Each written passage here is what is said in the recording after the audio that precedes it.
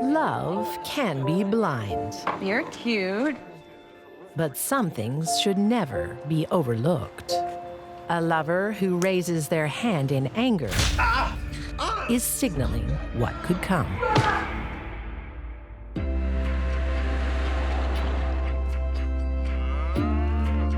(1999) in the tiny farming community of Colbert, Georgia,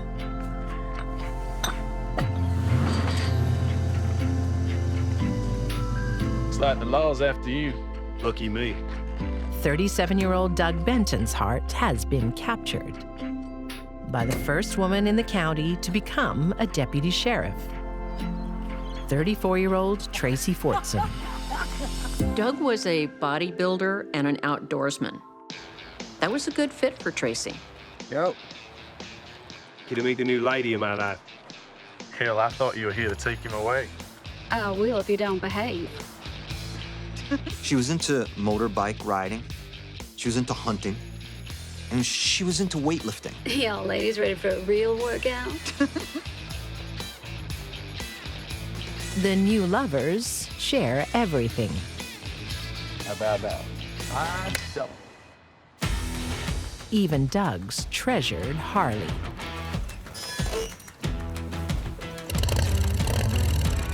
Doug had a Harley-Davidson motorcycle. He and Tracy would ride together. Tracy was young, tough, strong, determined, familiar with guns, and she was also a hunter. They had found the perfect match for each other. There's only one thing Doug and Tracy don't agree on: his friends. Are you okay? I could do with some help if you could drag yourself away from your buddy. It was like Tracy wanted him just to herself and didn't want him to associate with his friends. What's wrong with you? I thought we were spending some time together. Hey, it's fine. I should get going anyway. Doug's friends, they could tell right away. This person, she's a beacon of trouble. Oh, hey, Joe. Joe. It's okay, Doug. I'll catch you later.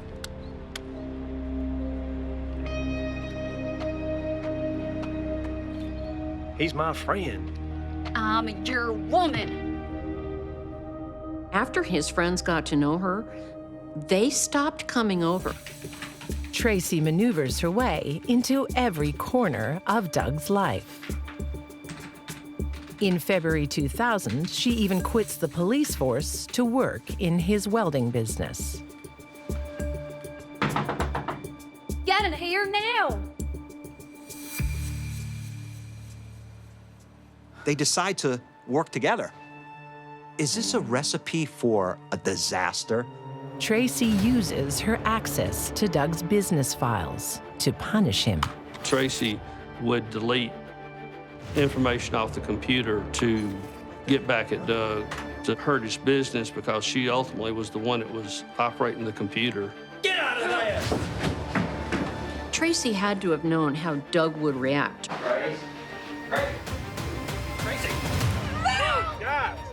She runs outside and tries to kick over his Harley.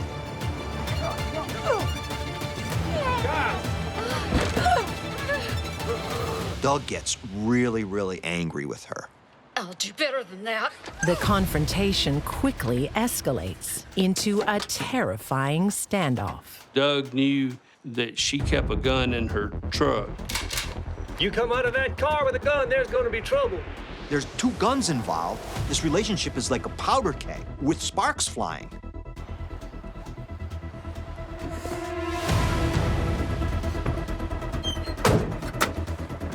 When Doug and Tracy drew their weapons, guns, on each other, that should have been the end of the relationship. Man, you need to get away from her. Sadly, it wasn't. while one relationship is falling apart. In Houston, Texas, in the fall of 2012, Hi there, cutie pie. 43-year-old Ana Trujillo is on the hunt Straight vodka, cheers. for a new man. When she would hang out in bars in downtown Houston, she would look for gentlemen who were older than her, gentlemen who were successful, had some money. Twice divorced with 2 children back home in Waco, Ana wants someone to take care of her. Ana Trujillo went from being a reputable salesperson for a major corporation where she did well, made a lot of money, to sort of a place where she wanted to party a little bit more than work. She moved to Houston away from her children and started living the party lifestyle. You're cute. Are you gonna buy a girl a drink? Ana zeroes in on Dr. Stefan Anderson. Tequila!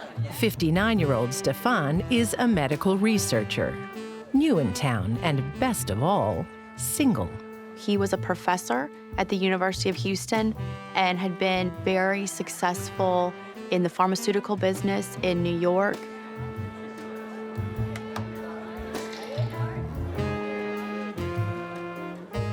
He was a very intelligent man.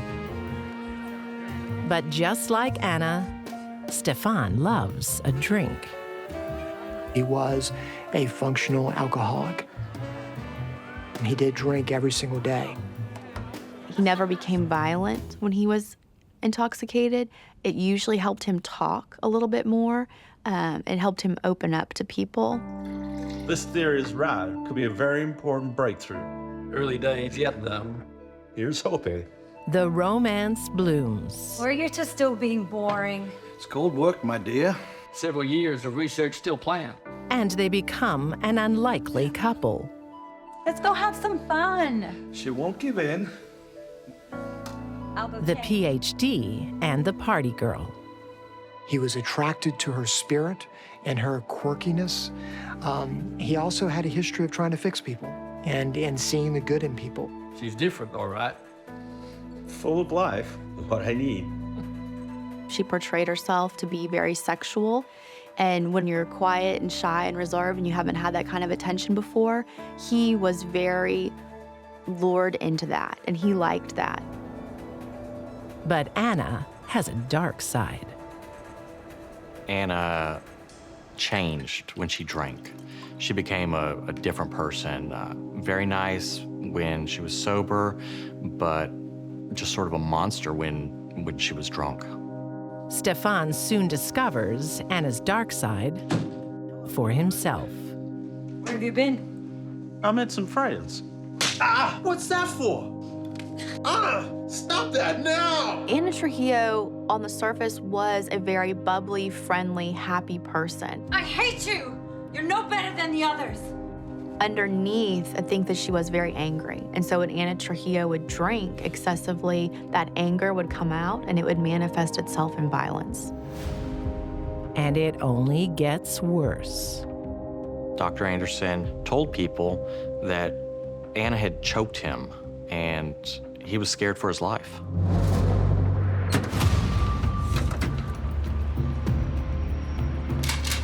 You come out of that car with a gun, there's gonna be trouble. In Georgia, Doug Benton also has good reason to be afraid of his girlfriend, Tracy Fortson. After 8 tumultuous months, he calls it quits. Hello? I'm coming over. I just want to talk. No, Tracy, you're not. I just want to talk. No, Tracy. It's over. To a sociopath, rejection is like pouring gasoline on an inferno. Tracy plots her revenge. He had told her, don't come back, and it was over, and she wanted to get back at him, or she wanted to take out her frustration out on him. She goes out and buys some really strange items that people don't really buy every day. She buys a cattle trough. She took cans of camouflage spray paint and sprayed the trough. She bought 10 80-pound bags of concrete. She bought a shower curtain. And you gotta ask yourself, what the hell is Tracy planning?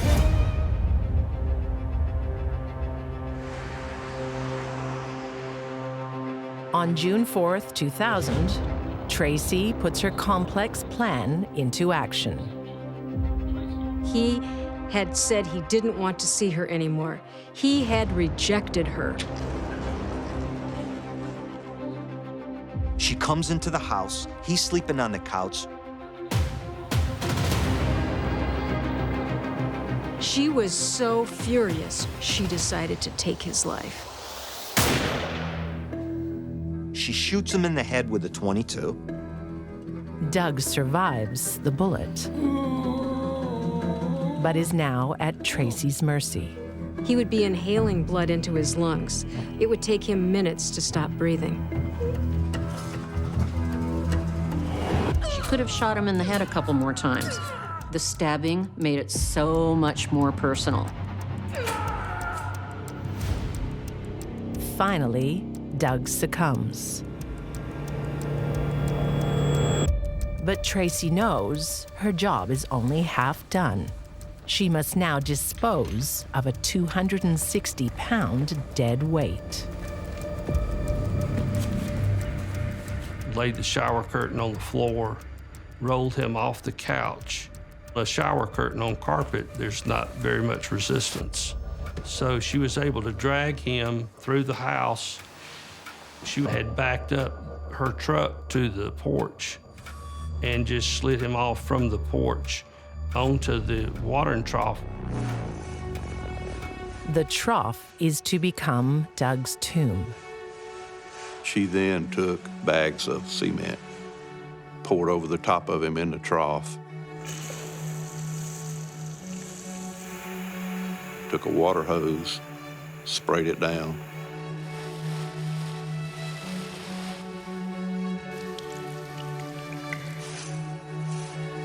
And she sits around and she waits for it all to dry. The trough in the pickup now weighs more than a ton. But Tracy's planned for that too. She hooks a rope up to it and then she just drives off to pull it off the back. Bang!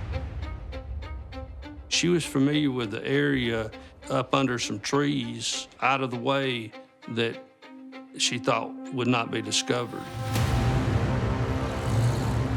There was a tremendous amount of effort and planning put into this murder. Tracy didn't snap. Tracy had wanted Doug dead for quite a while. Finally, to explain Doug's disappearance, Tracy forges a note saying he's leaving town. His truck was found at a friend's house with a note taped on the window that said, "I've gone out of town, don't bother looking for me."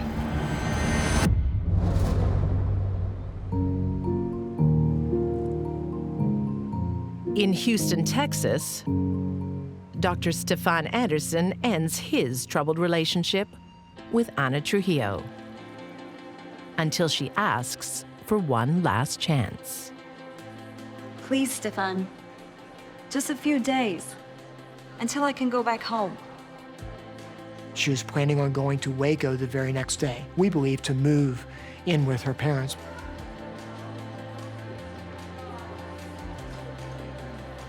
I can't tolerate violence. Of course. I promise I'll be good. Stefan, being the kind person he is, couldn't turn her away. Okay. Thank you, Stefan. Anna wasn't good for him. He had been in rehab and was now apparently in relapse, and she was enabling him. You won't regret this. He really wanted her out of his life. Finally, on June 9th, 2013, Anna is set to leave Houston and Stefan for good. 1, 2, 3. They have a final lunch to toast her last day in town. They went out to a bar. More. and we're there for several hours. Hey, you look like you're lots of fun. Come and have a drink with us. He's boring. No. Anna's behavior soon degenerates. No, come and have drinks on us. Oh. Anna's having lots of drinks. You see her flirt with other men in front of Dr. Anderson. Have some service. Sorry, I think you're enough. I want another drink. Anna, time to leave. Oh, get off me. Dr. Anderson 3 different times tries to get Anna Trujillo to leave the bar because the cab is outside waiting. Immediately, Anna starts in on the driver. Where the hell did you get your license from? You're an idiot. Anna, please. Shut up. She was unruly, she was belligerent, she was cursing out. I'm sorry.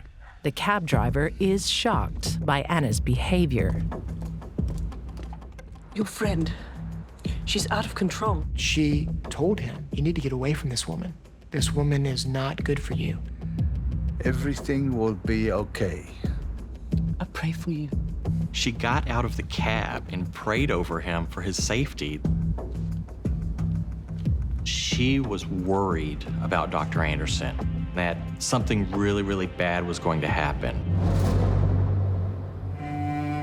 In Georgia, something bad has already happened. 2 weeks after Tracy Fortson entombs her boyfriend Doug, a farmer comes across the cattle trough. He's thinking, that's a smell that only can mean one thing. A dead man. He calls the cops. And you know what? The dominoes begin to fall.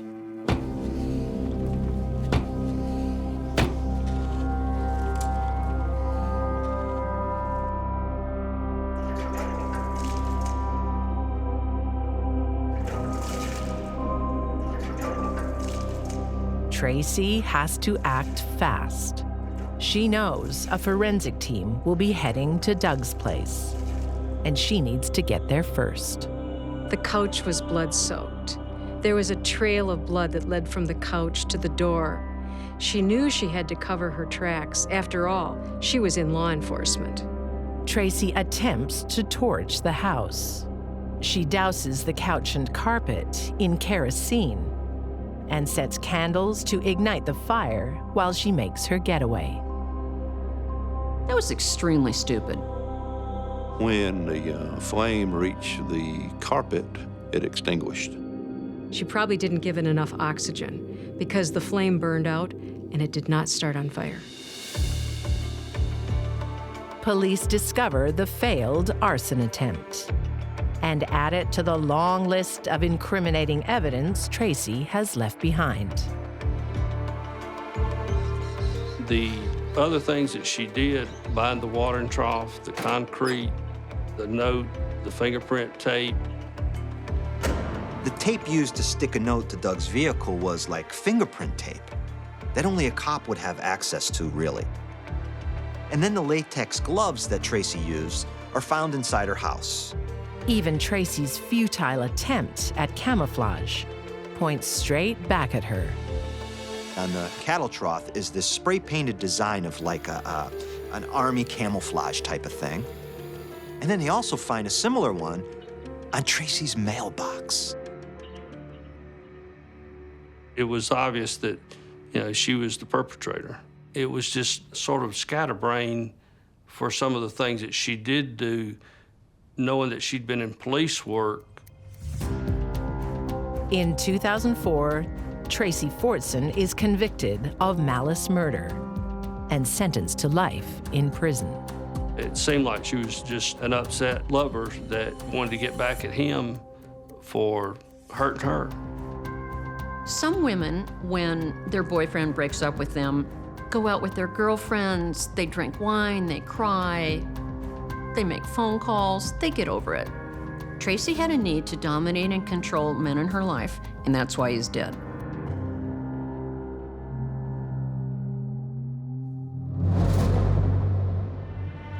In Houston, Texas, Stefan Anderson has survived 6 months of Anna Trujillo's drunken violence. He's not going to tolerate one more night. She thought she was just gonna come home and spend the night like any other night. You're a disgrace. He was mortified at her behavior. How dare you judge me? Just get out. He tells her, pack your stuff and get out of here. Anna's dark side is unleashed. She just lashed out at him, very animalistic.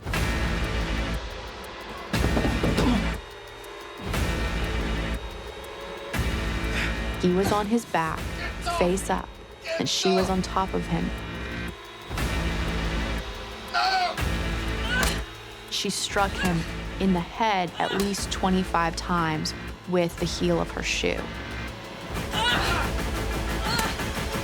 I don't know if she was trying to just obliterate the person in front of her or if she was just in a blind rage and just swinging.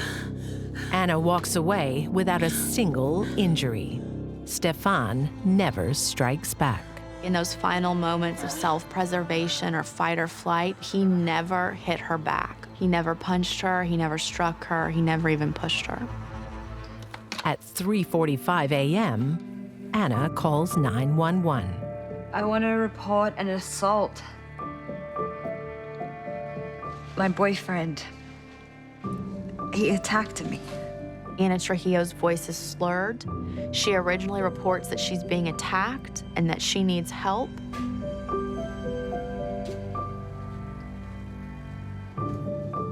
For police, there's no question that Anna killed Stefan. He's deceased. Oh, he attacked me. It was my fault. But she claims self-defense.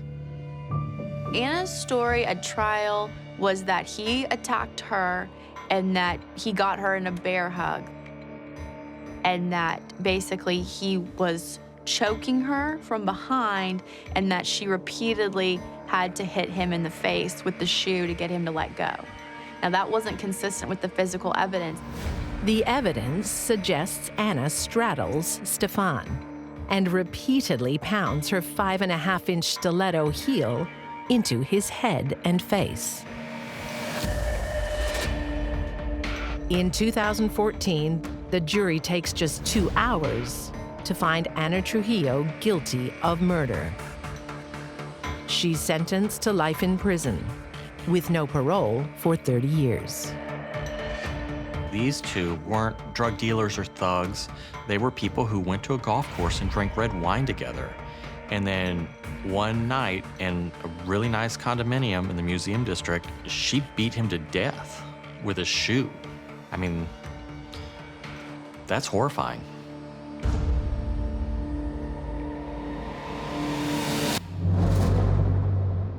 Love, when your heart triumphs over your head. I think I know a better way to get one.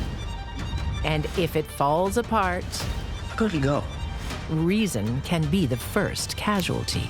Just go ahead and shoot me! Denver, Colorado, in 1996. Well, he bought it on the spot. Hey! 33-year-old Teresa Perez is the #1 salesperson at the local car dealership. And little wonder. Tall, slim brunette. Very beautiful. And very charming. Are you proud of me, Bob? I'm so proud of you, I can't tell you. She was quite a looker.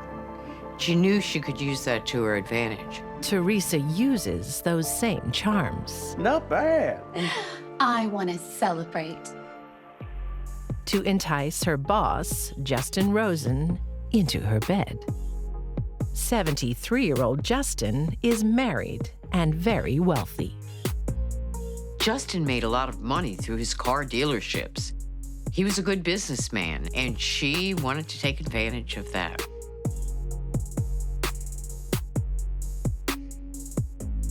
So she latched onto him real fast.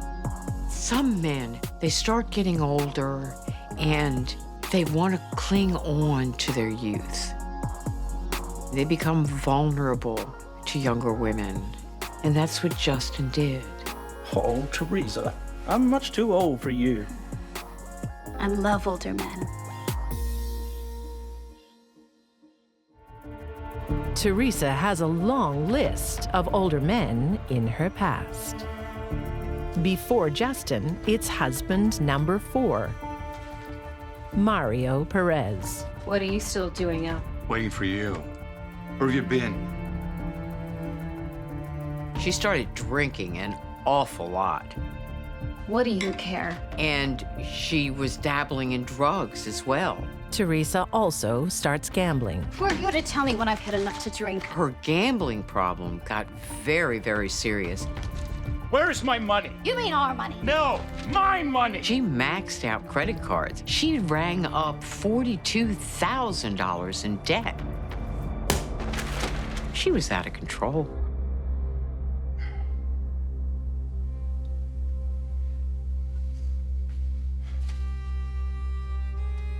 It's over.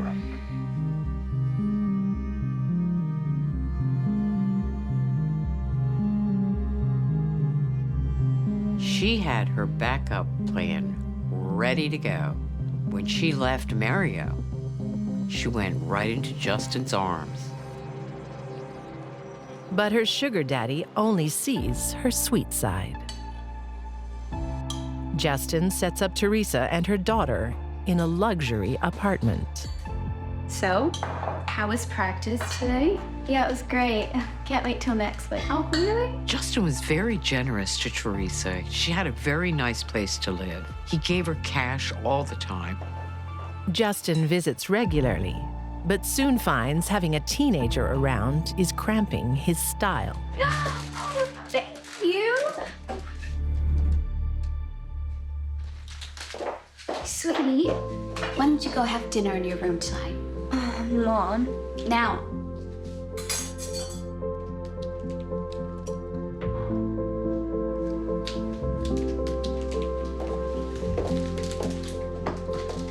Look, I'm sorry. I'm not comfortable with her. No, don't worry about it. I'll take care of it. When Justin said he didn't feel comfortable with a teenager in the house, You like it here? Oh, I love it here. Teresa said no problem. She packed up her daughter and shipped her out to live with her father. There's no point sulking. I don't want to go. Too bad. You're going. She didn't want the kid around. Come on. She set herself and Justin's needs before the needs of her daughter.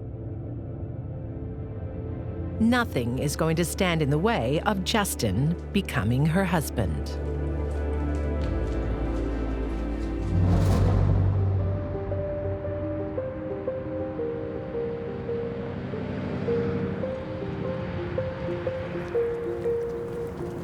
In 1999, 18-year-old Katrina Bridges and 21-year-old Chris Ingram feel like they already have it all. Katrina Bridges was a real cute girl. I think I know a better way to get warm. Chris worked on the Navy base. He liked the outdoors. It seemed like he was sort of an all-American boy. He's that kid in the high school that the girls want to go to the prom with. He is that kid that everybody loves to be around. It's a magical time for both of them, until... Are you coming back? What's wrong?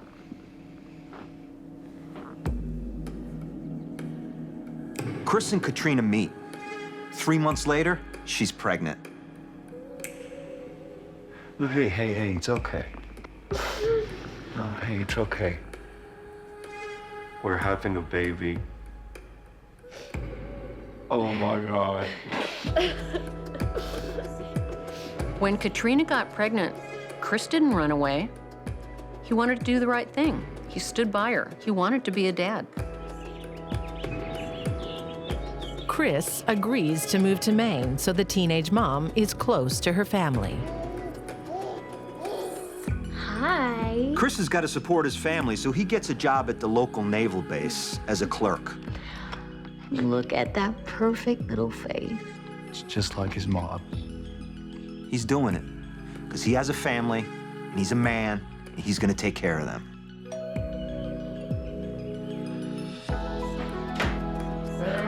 Hey, Carol, hey.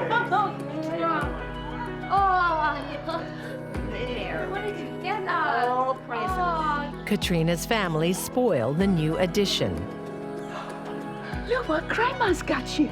especially her doting grandmother. You sure you're okay? Yeah, we're fine. I just gotta use your bathroom. Sure. But Katrina has a secret. She can't stop herself from stealing. Cute little Katrina, she didn't care who she took money from. If she could steal from her own grandmother, she could do anything. It's a compulsion Katrina has hidden for years. She had stolen from her school, she had stolen from family members. Money seemed to be the object for her. Compulsive thievery can be a sign of psychopathy. She's a psychopath. Psychopaths steal because it makes them feel good. It's a thrill. They think they pulled one over on someone. The higher the risk, the more fun it is for them. And every time they steal something bigger and more valuable.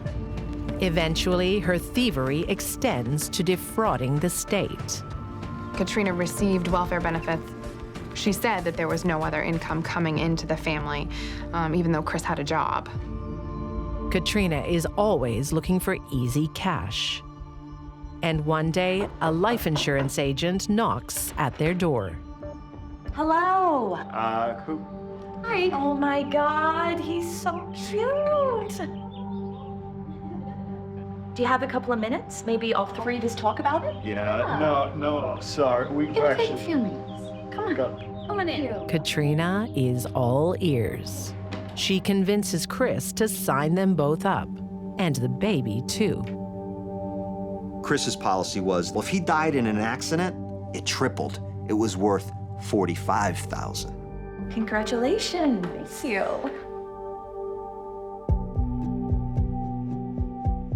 But planning for the future is put aside when Chris discovers Katrina's devious ways.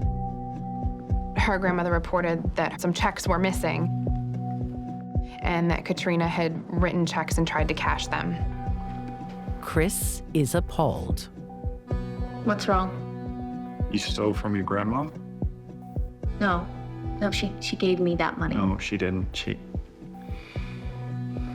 stole from her, you stole from my family. I've had enough. Chris is at odds with himself. He doesn't know what to do. Something needs to be done. This can't go on and on and on. It was a lot about money. It was about trust. He was nervous about her raising their son. What are you gonna do? Call the cops? No, but if you don't get professional help, I'm leaving, and I'm taking it with me. So Chris does the only thing he thinks he can do. He gives her an ultimatum. You wouldn't. I would, and I will.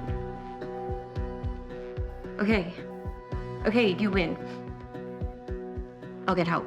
Therapy and medication does not work with personality disorders such as psychopathy. It would be like trying to treat someone who has blue eyes to have brown eyes just by talking with them. It can't happen. It's DNA. And this might end up being, for Katrina, a breaking point. In Denver, Colorado, Teresa Perez is also reaching her breaking point. Her long-term lover, Justin Rosen, refuses to leave his wife of 60 years. Oh, no more from me, thanks. I gotta get home. The night of Justin's wedding anniversary becomes a deal breaker. He chose to spend the time with his wife, not with Teresa. I am sick of being the other woman. Justin was dedicated to staying with his wife. Good go. Teresa didn't like that. Not one little bit. Okay. He took care of all her needs, and yet for Teresa, it wasn't enough. She realizes the other woman is all she'll ever be. She snaps.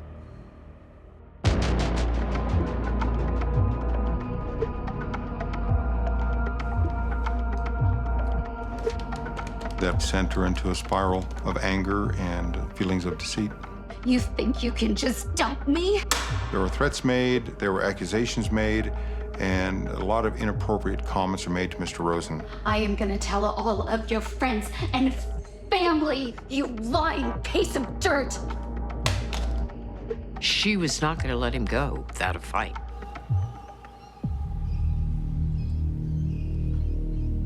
To protect himself and his family, Justin lawyers up. Teresa Perez? Yes? He served papers on her, essentially a restraining order to stay away from Mr. Rosen and his family.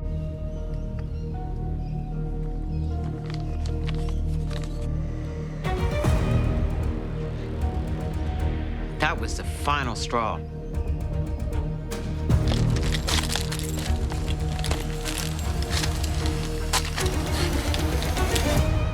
It was like throwing kerosene on a burning fire.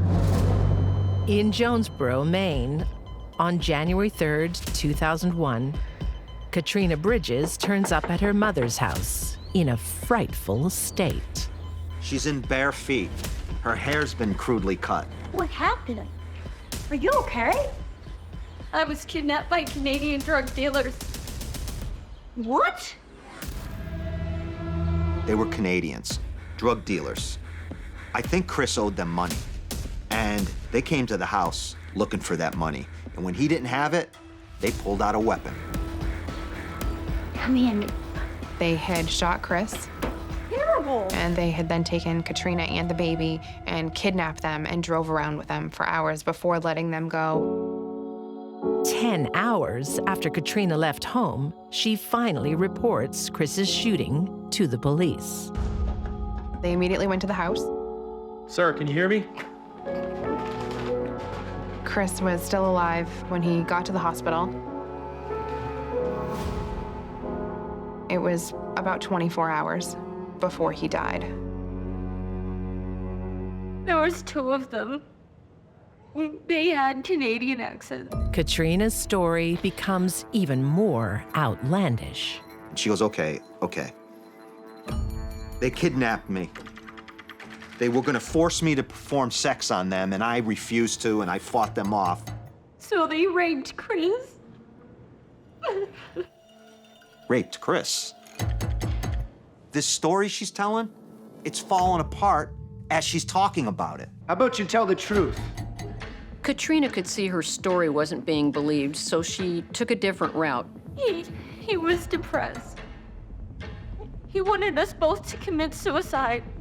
And changed it to a murder-suicide pact.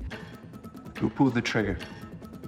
He wanted to commit suicide, but he didn't have the guts to do it. He asked me to put the gun to his head. I thought the safety was on, but then I pulled the trigger and kaboom. And it's him. I've heard enough. Take her away. What? Please stand up, please. Stand up. Get your Johnny back. When you have a suspect who's changing her story every time they talk to her, what does that say? It says one thing. I'm guilty. I did it. Teresa Perez believes her ex-lover Justin Rosen is guilty of letting her believe he would leave his wife and family. Teresa, what are you doing here? You're coming with me. No, what? She approached him at gunpoint and kidnapped him, forced him to drive his vehicle away from his residence. After 7 years as Justin's mistress, Teresa is being cast aside. You are a dead man. But if I shoot you, I'm not going to heaven. He was in mortal fear of her shooting him.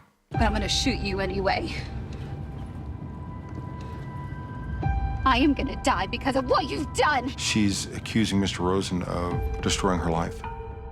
You're gonna die tonight. Don't do this, Teresa, please. You are gonna die, and I'm gonna die next.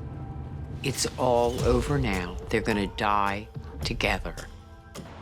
For hours, Teresa directs Justin through Denver's peak hour traffic with no clear destination. As night falls, Justin makes a desperate decision. He drove to a police station. So although he was kidnapped, being held at gunpoint, he had the presence of mind to drive to the police station, pulls in the parking lot. Officer Randy Yoder has just come off duty and is heading for his car. She's got a gun! Miss, put the gun on the ground right now. But Teresa is a woman with nothing to lose. Shoot me! On the ground! Just do it! No! She takes that gun and turns it to her own head, and she says, Just go ahead and shoot me! Go ahead and shoot me! just go ahead. Shoot me. Shoot me. Do it. Just shoot me! Justin takes cover behind a patrol car. Put the gun on the ground now! Now surrounded by police, No, miss! No! Teresa opens fire, wounding Officer Yoder. Captain Joseph Padilla is one of 3 officers on the scene. I started firing at her. I could see her getting hit, but the gunshots are continuing. There's no stopping this woman. Justin sees a chance to escape. Teresa saw Justin racing to safety. She zeroes in on her target. She kept shooting at Justin till she'd put 13 bullets in his body. This was a woman out of control. The parking lot becomes a battlefield. They shot Teresa 6 times and she fell to the ground. Both Justin and Teresa die at the scene.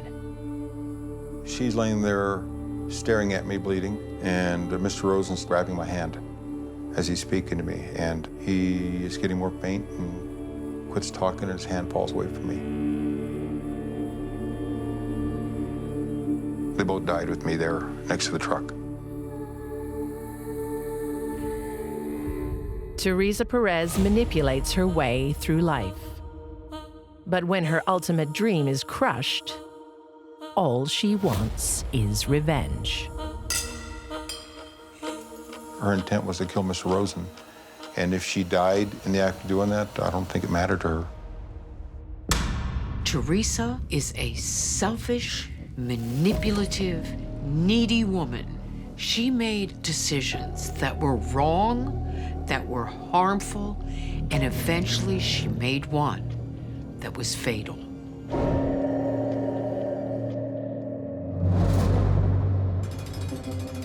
In Jonesboro, Maine, bad decisions have led to Katrina Bridges' arrest for the murder of her boyfriend, Chris.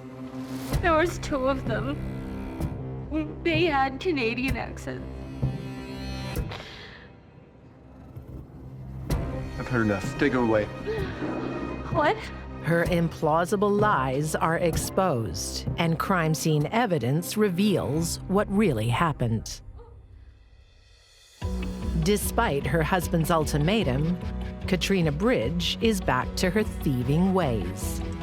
But this time, she's not stealing money, but guns. Katrina steals a rifle and another gun.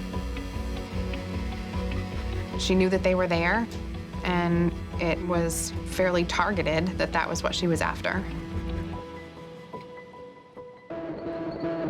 At 3 a.m. on January 2nd, 2001, she strikes. Chris is lying in his bed, sound asleep, on his stomach. Katrina gets the .22 rifle, walks into that room. It's dark, but she can see one thing. She can see Chris's head.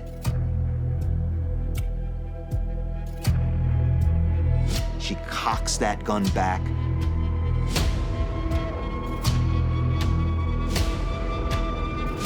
Pulls that trigger and puts a shell right through the back of his head. Incredibly, Chris survives the blast. She tried to shoot again, but the gun didn't work properly. She just left him. She walked away. Just no feelings whatsoever for any other human being.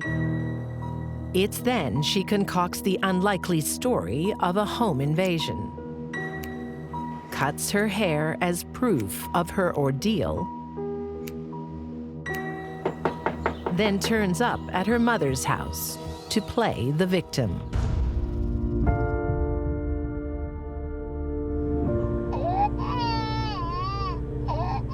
"10 hours after she shot her husband, Chris.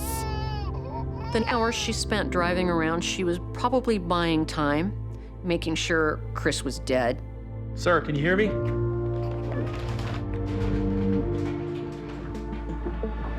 Katrina probably thought her story was very clever and would help her get away with this crime, but in fact, it was rather stupid.